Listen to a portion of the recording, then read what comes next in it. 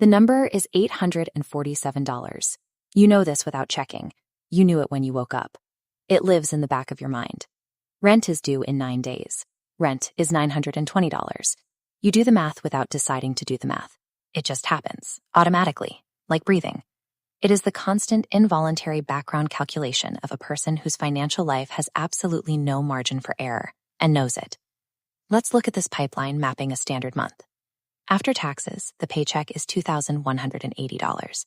After rent, transport, groceries, and the phone bill are taken out, you are left with this tiny trickle at the end, $317. That is the exact financial geometry of what you have to work with, $317 for the unexpected. Then the first reset happens. The car makes a noise. The mechanic hands you a paper with $440 on it. In an instant, that saved margin is absorbed, and you start all over again from zero. This is the pattern, not poor decision-making, not a lack of discipline.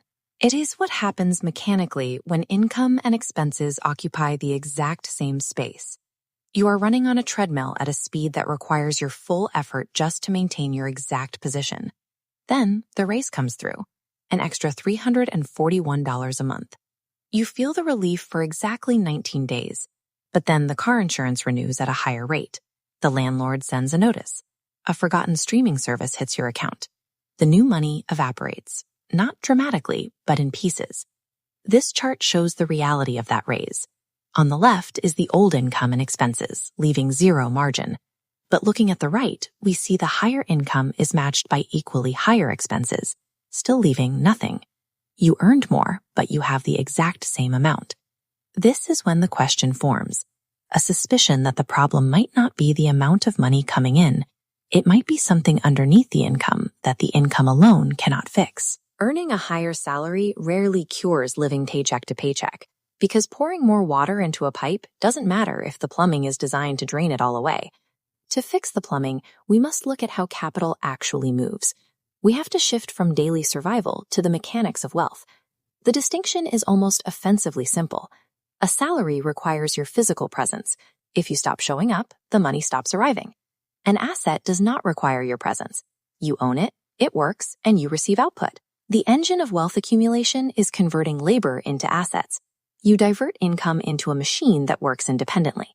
So you invest $400. 4 days later, it drops to $391. That $9 dip feels like immediate evidence of a mistake. If you rely on willpower, or if you constantly check your balance, you will fail. The human brain is simply not designed to resist available money or tolerate short-term losses. You change jobs. The new salary gives you $350 more a month, but you do not upgrade the apartment, you do not upgrade the car. This map shows the only trick that works. Before the incoming salary ever touches your checking balance, that $350 difference hits a fork in the road and is automatically routed straight into an investment vault. You remove the decision entirely. You make the savings happen before the spending is possible, making the money unavailable before your brain even knows it exists. The months pass. You don't look at it. And then, sitting in your car in a parking structure on a random Friday lunch break, you check your phone. The account has crossed $10,000. There is no champagne, just 3 more meetings to attend. But that night, something internal shifts. It is not euphoria. It is a recalibration. Like standing in a dark room and someone has turned the lights on, just dimly, just enough to finally see the shapes of things. You can see a future.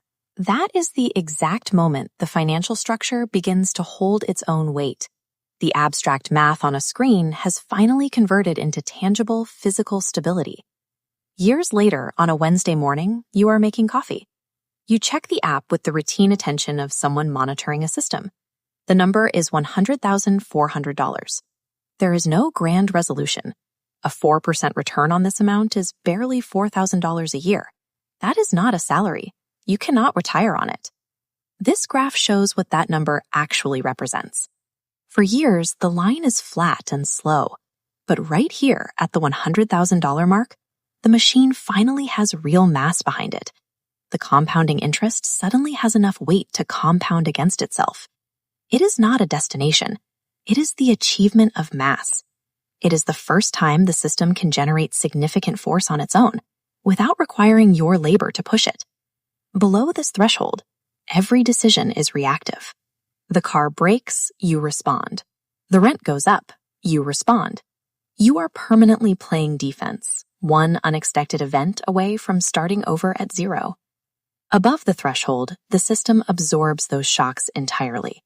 The decisions become proactive, strategic. You are no longer responding to a financial life happening to you. You are designing the one you are moving toward. This is why the popular internet advice that wealth is a mindset gets it backward. They are confusing the effect for the cause. You do not manifest money by thinking differently. The structural stability creates the mindset, always, not the other way around. The distance between panic and peace is not a massive salary. It is the invisible architecture of small, automated decisions built quietly over time. The machine has mass now. Let it run.